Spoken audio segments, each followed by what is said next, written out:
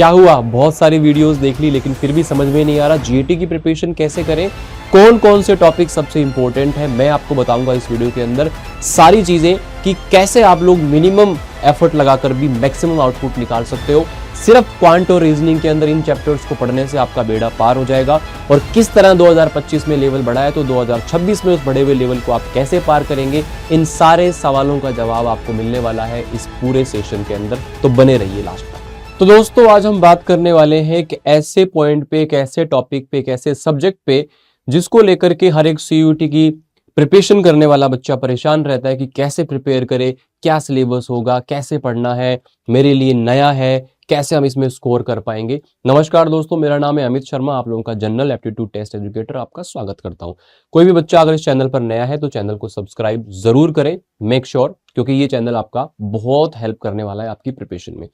तो दोस्तों सीयूटी 2026 की प्रिपरेशन कर रहे हो और जीएटी की प्रिपरेशन को लेकर के अगर डाउट में हो और अभी तक आपने प्रिपरेशन स्टार्ट नहीं की है, या आप पहले से स्टार्ट कर चुके हो और आप मिड में हो, या जिस भी लेवल पे आप अभी हो, तो आपको क्या करना चाहिए कि सीयूटी के अंदर जीएटी में आप अच्छा परफॉर्म कर पाए, क्योंकि ये एक ऐसा पोर्शन होता है जो आपके लिए नया होता है, चाहे वो क्वांट हो, रीजनिंग हो, जीएस हो। आइएगा बात करते हैं इसके बारे में। तो सबसे पहले अगर मैं यहाँ पे बात करूं आपके सामने, तो आप लोगों को ये समझना होगा कि सीयूटी का प्रिपरेशन करने का तरीका क्या है और उसमें कौन कौन से सेक्शन होते हैं। सेक्शन 1, 2 और 3। सेक्शन 1 में बच्चा आप लोगों को यहाँ पर लैंग्वेज सेलेक्ट करनी होती है, हिंदी इंग्लिश कोई भी लैंग्वेज आप सेलेक्ट कर सकते हैं।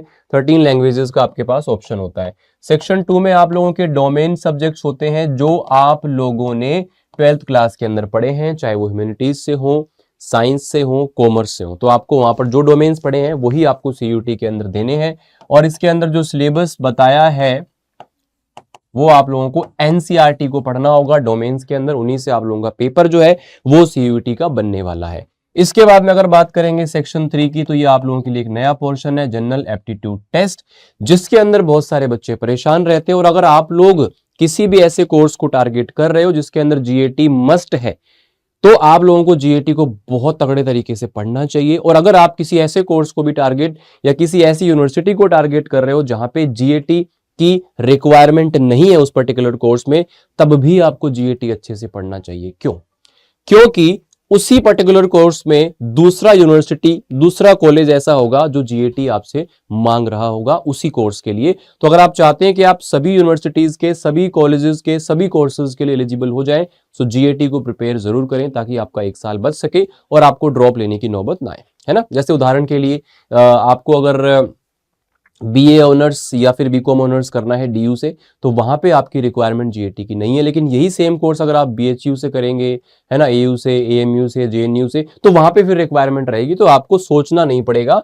आपका यहाँ पर जो कॉम्बिनेशन होना चाहिए, क्या होना चाहिए, आपके पास में 5 मैक्सिमम सब्जेक्ट जो है इसके अंदर लिए जा सकते हैं। उसके अंदर आपका एक लैंग्वेज होना चाहिए, एक आपका यहाँ पर जीएटी आ गया, और साथ में मैक्सिमम 3 डोमेन्स आप एलिजिबिलिटी के हिसाब से ले सकते हो। अगर आप ये 5 सब्जेक्ट लेकर के अपनी सीयूटी की प्रिपरेशन करते हो तो आप बहुत सारे बच्चों से पहले ही आगे हो जाते हो। उसके बाद में बात करें जनरल एप्टीट्यूड टेस्ट, तो यहाँ पर 3 सेक्शंस होते हैं बेटा। सेक्शन 1 आप लोगों का क्वांटिटेटिव एप्टीट्यूड, दूसरा आपका लॉजिकल या वर्बल रीजनिंग हो गया, और उसके बाद में आपके पास में तीसरा जो पोर्शन है वो यहां पर आ जाता है जीए यानी कि जनरल अवेयरनेस, जिसके अंदर स्टैटिक, जीके और करंट अफेयर्स का पोर्शन पूछा जाता है। आप लोगों को कुल मिलाकर के 60 मिनट का टाइम मिलता है। हालांकि हर पेपर के लिए 60 मिनट का मिलता है, तो जीएटी के लिए भी 60 मिनट का टाइम मिलता है, जिसके अंदर आप लोगों को 50 क्वेश्चंस करने होते हैं। अब यहां पर सबसे पहला सवाल बच्चे के मन में आता है कि 50 क्वेश्चन कहां से और कौन से आएंगे, तो इसके बारे में कोई भी क्लियर इंडिकेशन सीयूटी की तरफ से नहीं है कि कौन से पोर्शन से कितने क्वेश्चन आएंगे। उसने हालांकि सिलेबस भी एनटीए ने बहुत अच्छे तरीके से नहीं दिया है, बस ऐसे ही सिलेबस दिया है कि क्वांट है, रीजनिंग है और जीएस है, ये सिलेबस दिया ना, उसने कोई टॉपिक के नाम बताए। तो मैं आपको अपने एक्सपीरियंस के हिसाब से पिछले 4 साल को सीयूटी के बच्चों को गाइड करने के बाद मैं आप लोगों को ये बता सकता हूं कि बेटा आप लोगों को यहां पर, अगर हम लास्ट ईयर का भी देखें तो लेवल जो है वो भी पेपर का अच्छा था, और यहां पर क्वांट के अंदर एवरेज आप लोगों को 25 क्वेश्चंस के आसपास, किसी में 20, किसी में 22, किसी में 25, किसी में 30, 35 क्वेश्चन तक भी क्वांट के अंदर पूछे गए हैं। तो एवरेज 25 नंबर यहां पर और आपको रीजनिंग के अंदर भी लगभग 15 क्वेश्चन के आसपास और आपका जीएस के अंदर 10 से 15 क्वेश्चन के आसपास आप लोगों को पूछे जाते हैं। तो ये आप लोगों का एक आइडिया हो जाता है, यानी कि कहने का मतलब है कि 35 से 40 क्वेश्चन आप लोगों का क्वांटिटेटिव एप्टीट्यूड और लॉजिकल रीजनिंग से पूछा जाएगा। 10 क्वेश्चन के आसपास आपको जीएस के अंदर पूछे जाएंगे। ये 10 से 12 भी हो सकते हैं, 15 भी हो सकते हैं और ये थोड़ा बहुत कम भी हो सकता है। तो ये एक आइडिया है, आपको ध्यान रखना है, ठीक है। तो आपको पता चल गया कि कितने क्वेश्चन आएंगे, कहां से आएंगे। अब अगर हम लेवल की बात करें, चीजों की बात करें, उससे पहले मैं कुछ टिप्स आपको देना चाहूंगा जो आपकी प्रिपरेशन के लिए बहुत ज्यादा जरूरी है, ध्यान रखना। एक तो सबसे पहले आपको क्लियर अंडरस्टैंडिंग होनी चाहिए अपने सिलेबस की। बहुत सारे बच्चों को सिलेबस के बारे में अच्छे तरीके से नहीं पता होता है। बेटा अगर हम जीएटी की बात करें तो क्वांट आपका 10th लेवल का आता है, लेकिन लेवल अच्छा आता है। लॉजिकल रीजनिंग नया सब्जेक्ट है, आपने नहीं पढ़ा होता, इंटरेस्टिंग है, स्कोरिंग है, एक बार पढ़ोगे, प्रैक्टिस करोगे, मैक्सिमम प्रैक्टिस बेस्ड है, ध्यान रखना। लॉजिकल रीजनिंग जो आपका है वो मैक्सिमम प्रैक्टिस बेस्ड है। हालांकि प्रैक्टिस तो हर जगह जरूरी है, क्वांट में भी जरूरी है, लेकिन ये खासकर आप लोगों का ज्यादा प्रैक्टिस पर बेस्ड हो जाता है, ठीक है। उसके बाद में आपको हाई वेटेज टॉपिक पर फोकस करना है। अब जैसे लॉजिकल रीजनिंग है, हमें पता है कि नॉन वर्बल कि 3 से 5-6 क्वेश्चन तक आ जाते हैं, यानी कि 20 से 25 नंबर का टॉपिक हो गया। सर करना क्या है, डब्बे बना के दिए होते हैं, उनमें से छांटना होता है कौन सा आएगा। मतलब एक सवाल आप 10-15 सेकंड में कर लोगे और 4-5 सवाल आएंगे तो आप 1.5-2 मिनट में आराम से कर लोगे और आपके 20 से 25 नंबर आ जाएंगे। तो समझदारी किसमें है कि उस टॉपिक को बहुत अच्छे से तैयार कर लिया जाए। ऐसे ही क्वांट के अंदर भी एडवांस मैथ से आपको क्वेश्चन मिलने ही मिलने हैं। मेंसुरेशन से 2-3 सवाल मिलेंगे, एक सवाल स्टैटिस्टिक्स से, एक आपका परमुटेशन कॉम्बिनेशन से मिलेगा, प्रोबेबिलिटी से एक क्वेश्चन मिलेगा, अटेंड डिस्टेंस से मिलेगा। तो ये एक फिक्स क्वेश्चन है कि यहां से आने ही आने। तो आपको हाई वेटेज टॉपिक पर, चाहे वो जीएटी हो, चाहे वो इंग्लिश हो, चाहे वो आपका कोई भी डोमेन हो, आपको ध्यान जरूर रखना है कि पिछला ट्रैक रिकॉर्ड क्या रहा है। उसके बाद में प्रॉपर एनालिसिस ऑफ पीवाईक्यूज, खासकर 2024 तक के पीवाईक्यू के अंदर तो बहुत सारे पीवाईक्यू के सेट नहीं थे, लेकिन 2025 के अंदर पेपर का लेवल भी अच्छा था और आप लोगों को बहुत सारे पीवाईक्यूज भी मिल जाएंगे, जिनसे आप लोगों को एक क्लियर अंडरस्टैंडिंग आएगी कि किस तरह के पेपर का वहां पर लेवल जो है वो रखा गया था। उसके बाद फोकस ऑन ऑल सेक्शंस, ये नहीं है कि मैं एक चीज को पढ़ लेता हूं, सिर्फ इंग्लिश पे फोकस करूं, सिर्फ जीएटी पे, सिर्फ डोमेन पे, सब पे फोकस करना है जो भी आपके रिक्वायर्ड कोर्स के हिसाब से जरूरी है, ठीक है ना। और जीएटी में बात करूं तो वहां पे भी आपको इक्वली फोकस करना है सब चीजों के ऊपर। अगर मैं सिलेबस की बात करूं बेटा, क्वांटिटेटिव एप्टीट्यूड 10th लेवल तक का जो पढ़ा है ना, उससे एक चीज भी ऊपर नहीं आएगी, उसी के अंदर से सब आएगा। ये आपका बेसिक अर्थमेटिक आप यहाँ पे देख सकते हो, है ना।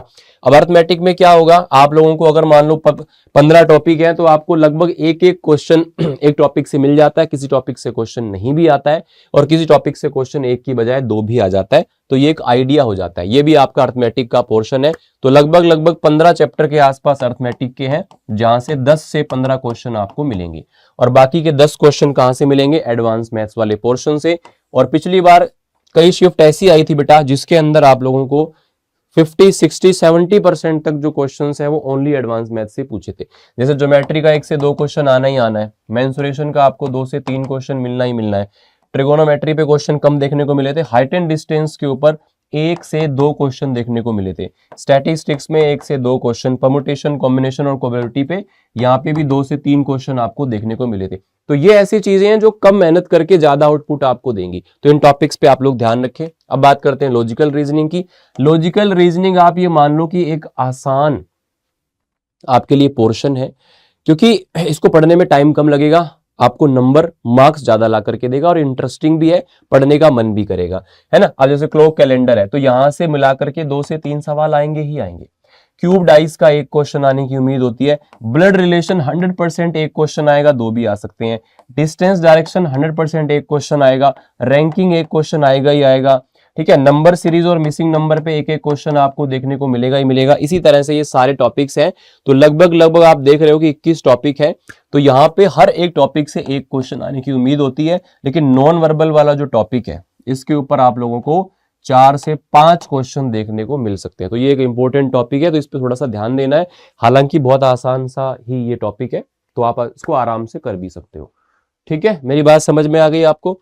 इसके बाद में जीएस की बात करें तो जीएस में स्टैटिक जीके आपको पढ़ना होता है, करंट अफेयर्स, लगभग 1 साल का आपके एग्जाम से पहले जहां से क्वेश्चन आएंगे। और स्टैटिक जीके में जितना भी आपका जीके का पोर्शन होता है, चाहे वो हिस्ट्री हो, ज्योग्राफी हो, पॉलिटी हो, साइंस हो, फिजिक्स, केमिस्ट्री, बायो, जितनी भी चीजें होती हैं जीएस में, वो सारी यहाँ पर स्टैटिक जीके में आ जाती हैं।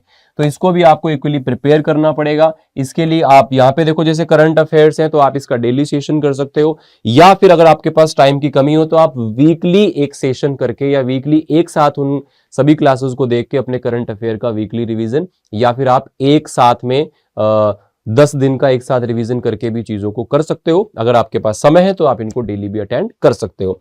अब स्टैटिक जीके का आपको क्या करना है, डेली का एक आपको उठाना है टॉपिक, डेली का आपको एक टॉपिक उठाना है, उसके ऊपर स्टैटिक जीके फिक्स है कि आपको ये चीज पढ़नी है। करंट अफेयर्स मैंने आपको तरीका बता दिया कि आपको किस तरह से पढ़ना है, इसको आपको प्रॉपर तरीके से टाइम देना है। ये तो हो गया कि क्या होता है एग्जाम, क्या सिलेबस है, क्या पैटर्न है, कैसा लेवल रहता है। अब कैसे आपको प्रिपेयर करना है अगर आप अभी से स्टार्ट कर रहे हैं तो देखो, अलग अलग बच्चे हैं, अलग अलग उनका लेवल है, और अलग अलग लेवल पे अभी आप अपनी प्रिपरेशन की होंगे। कोई बिगनर होगा, कोई बीच में है, कोई ड्रॉपर है, कोई बोर्ड्स देने वाला है, तो हर तरह के बच्चे हैं। तो थोड़ा सा स्ट्रेटेजी में अपने आप से आपको प्लस माइनस कर लेना है आपके खुद के हिसाब से चीजों को, ठीक है। अब जैसे मैंने यहाँ पे लिखा टिल दिसंबर आपको अपना सिलेबस एक बार जरूर कंप्लीट कर लेना है।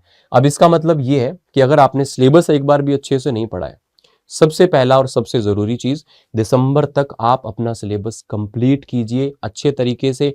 हर टॉपिक को ऐसे पढ़ें कि आपको दोबारा दोबारा उसके ऊपर काम ना करना पड़े, डीपली आप लोगों को। इसके लिए आप पीवाईक्यू एक बार देख सकते हो कि उस चैप्टर पे किस तरह के क्वेश्चंस आए थे, तो उस तरह से आप लेवल को डिसाइड कर सकते हो। और जिन्होंने सिलेबस कंप्लीट कर लिया है उनको क्या करना है, उनको इस दौरान अपने सभी चैप्टर्स का चैप्टर वाइज रिवीजन करना है। क्या करना है बेटा, चैप्टर वाइज रिवीजन करना है, क्योंकि पढ़ तो बहुत कुछ लिया होता है, उसको याद रखने के लिए आपको बार बार उनको रिवाइज करना जरूरी होता है। अब इसके बाद अगर आपने दिसंबर तक सिलेबस अच्छे से कंप्लीट किया तो इसके बाद जो 2 महीने हैं जनवरी और फरवरी के, इसमें आपको चैप्टर वाइज रिवीजन करना है। अब जिस बच्चे के बोर्ड एग्जाम है, कहीं ना कहीं वो ज्यादा बोर्ड के अंदर बिजी हो जाएगा, ठीक है, और जो कि स्वाभाविक है, उसी हिसाब से ही मैं आपको स्ट्रेटेजी बता रहा हूं।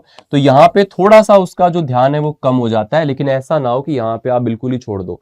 कम ध्यान दोगे चलेगा, लेकिन बिल्कुल छोड़ दोगे तो फिर वो 2-3 महीने की जो पढ़ाई है ना, वो पूरी की पूरी जीरो हो जाएगी। तो इसलिए आप बोर्ड्स के साथ साथ में इनको भी आप मान के चलो कि जीएटी को आप अगर डेली का 1 घंटा या 30 मिनट 45 मिनट, या जो मेरा सेशन होता है डेली 4 PM वाला, उसको भी आप जीएटी में अटेंड करते रहते हो तो आपका रिवीजन अच्छा रहेगा, कॉन्सेप्ट आप भूलोगे नहीं, ठीक है। उसके बाद में अब यहाँ पे अगर मैं बात करूं, जिन्होंने चैप्टर वाइज रिवीजन कर लिया है उनको क्या करना है, उनको सेक्शनल टेस्ट देना स्टार्ट कर देना है। उनको यहाँ पे सेक्शनल टेस्ट देना स्टार्ट कर देना। जैसे क्वांट के आपने आज क्वांट का पूरा टेस्ट दिया, सिर्फ क्वांट का 20-25 क्वेश्चन का, फिर रीजनिंग का दिया, फिर जीएस का दिया। तो इस तरह से आप डेली बेसिस पर सेक्शनल टेस्ट देना स्टार्ट कर सकते हो। उसके लिए आप खुद से भी कर सकते हो। मैं डेली 4 PM पे आप लोगों को यूट्यूब पे पढ़ा रहा होता हूँ, तो यहाँ पे भी मेरे साथ आप मॉक टेस्ट कर सकते हो। मैं डेली क्वांट और रीजनिंग के मॉक टेस्ट आपको कराता हूँ, ठीक है। इसके बाद में फुल फ्लैश अपना फाइनल जो गेम आने वाला है वो आने वाला है अपने पास में कब, अप्रैल और मई में। अप्रैल और मई का जो गेम है हमारा वो हमारे सामने आने वाला है। तो इसमें आपको फुल फोकस किस पे करना है, मॉक टेस्ट पे करना है। यानी कि आपने चैप्टर्स पढ़ लिए, चैप्टर वाइज रिवीजन कर लिया, उसके बाद आपने सेक्शनल मॉक टेस्ट भी दे लिए। अब जिन बच्चों ने बोर्ड्स की वजह से सेक्शनल मॉक टेस्ट पे फोकस नहीं किया था, तो वो साथ साथ में सेक्शनल मॉक टेस्ट देते रहेंगे, और उसके बाद में जैसे एक वीक में एक बार फुल लेंथ मॉक टेस्ट लगा लिया, फिर आपने एक वीक तक जो है 4-5 दिन सेक्शनल मॉक टेस्ट दिए, उसके बाद वीक में एक दिन आपने पूरा का पूरा फुल लेंथ मॉक टेस्ट लगा लिया। तो यानी कि सेक्शनल मॉक टेस्ट और फुल लेंथ मॉक टेस्ट का एक आप लोगों को अपनी तरफ से कॉम्बिनेशन बनाना है, एक प्रॉपर तरीके से कॉम्बो बनाना है, जिसको आप लोग अपने तरीके से यूज कर पाए, है ना। जिसने टॉपिक वगैरह पढ़ लिए, अपना सिलेबस रिवाइज कर लिया, वो सेक्शनल मॉक टेस्ट पे आ जाओ, और उसकी नेक्स्ट जो सीडी होती है वो फुल लेंथ मॉक टेस्ट होती है। और आपको ऐसा नहीं है कि डेली फुल लेंथ ही लगाना है, नहीं, सेक्शनल मॉक टेस्ट आप चालू रखो, बीच बीच में आप फुल लेंथ मॉक टेस्ट लगाते रहो। जैसे ही आपका बिल्कुल एग्जाम से 15-20 दिन पहले का समय आ जाएगा ना, फिर आपको डेली बेसिस पर फुल लेंथ मॉक टेस्ट ही लगाने हैं। या एग्जाम से 1 महीने पहले आप मान लो, 1 महीना पहले अगर 30 दिन है तो डेली बेसिस पर आपको फुल लेंथ मॉक टेस्ट लगाना है। डेली बेसिस पर ना लग पाए तो मान लो एक दिन आपने बीच में कभी छोड़ भी दिया तो चल जाएगा, महीने में 20 भी लगा लोगे तो चल जाएगा। लेकिन उसके बाद में उसका प्रॉपर तरीके से एनालिसिस करना है, मॉक टेस्ट इसलिए लगाया जाता है ताकि आपको अपनी कमियां पता चले और आप उसके ऊपर काम कर सके। तो उम्मीद करता हूं सारी बातें आपको समझ में आई होगी, है ना। मैंने आपको यहां पर बता दिया कि आपको सिलेबस पहले कंप्लीट करना है, चैप्टर वाइज रिवीजन करना है, उसके बाद में आपको full length mock test sectional mock test लगाने हैं, फिर आपको फुल लेंथ मॉक टेस्ट यहाँ पे लगाने हैं। अब जो बच्चे नए हैं, शुरुआत कर रहे हैं, आप लोगों को अगर सिलेबस करना है तो आप कैसे कंप्लीट करेंगे? देखो, एक तो आपके पास में YouTube का ऑप्शन होता है, तो YouTube पे आप लोगों को ढूंढने से प्लेलिस्ट वगैरह मिल जाएगी। जैसे मेरी खुद की भी प्लेलिस्ट है, मैंने प्रारंभ सीरीज को स्टार्ट करवाया था अभी 2-3 महीने पहले, तो उसमें आप लोगों को ऑलमोस्ट चैप्टर मिल जाएंगे रीजनिंग के, और क्वांट के भी 80% चैप्टर उसमें है, तो वो आपको वहां से मिल जाएंगे। बाकी 20% चैप्टर के लिए मैं एक मैराथन करवा रहा हूँ इस संडे को, तो वो उसके अंदर आपको सभी को ज्वाइन कर लेना है। तो यानी कि YT पे आपको थोड़ा सा एफर्ट करके कॉन्टेंट ढूंढना पड़ेगा, फिर उसको सिस्टमेटिक करना पड़ेगा, देन आप लोग अपने बुक्स जो आपके पास में है वहां से आप प्रैक्टिस करते करते साथ में आप एक टेस्ट सीरीज ले लें, तो इस तरह से आप अपनी प्रिपरेशन कर सकते हो। दूसरा तरीका है कि आप एक एप्लीकेशन बैच में एनरोल हो जाएं, जो भी नया एप्लीकेशन बैच हो, जैसे इस समय पे अभी एम्बिशन 3.0 है, या फिर आप महापैक के अंदर एनरोल हो सकते हैं, जिसमें आगे आने वाले सभी बैचेस, क्रैश कोर्सेज वगैरह आपको फ्री मिलते हैं। तो आप एक एप्लीकेशन बैच में एनरोल हुए, प्रॉपर जीरो से पढ़ना शुरू किया, वहां पे आपको 2-3 महीने में, 2.5 महीने में सिलेबस पूरा करा दिया जाएगा, और साथ में आप अपना जो बुक है, मटेरियल है, उससे अपनी प्रैक्टिस भी करते रहो। तो साथ साथ में सिलेबस कंप्लीट हो गया, साथ में आपका चैप्टर वाइज रिवीजन भी हो गया। हालांकि हम खुद जब पढ़ाते हैं बैच के अंदर तो DPPs आपको देते हैं ताकि आप उसके ऊपर प्रैक्टिस कर पाए, ठीक है। तो ये एक सिस्टमेटिक सोर्स हो जाता है, इसमें आप लोगों को टेस्ट सीरीज जो है वो मिल जाती हैं, ठीक है। और इसके अलावा आप लोगों के कोई भी डाउट होते हैं तो उनके डाउट के सॉल्यूशंस करवा देते हैं, और इसके अलावा आप लोगों को किसी भी प्रकार की और प्रॉब्लम रहती है तो वहां पे ये चीजें सोर्स हो जाती हैं। तो अगर आपको लगता है कि थोड़ा सा कंटेंट का भी लेवल यहाँ पे मैं बोलूंगा कि आप लोगों का अच्छा होता है, एक्स्ट्रा होता है यूट्यूब से, तो कहीं ना कहीं इसके लिए स्पेशल बच्चा पे करता है, तो उसको एक बेटर चीज मिलनी चाहिए। तो ये सारी चीजें आपके पास ऑप्शन है। मैं इस समय पे अगर आपको बताऊं तो आपको मस्ट डू थिंग्स जो आपको करनी ही करनी चाहिए। कवर ऑल PYQs, एक PYQ।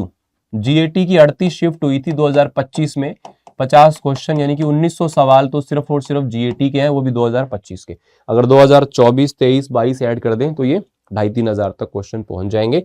तो लगभग 2000 क्वेश्चन GAT के आप लोगों को यहां पर लगाने हैं।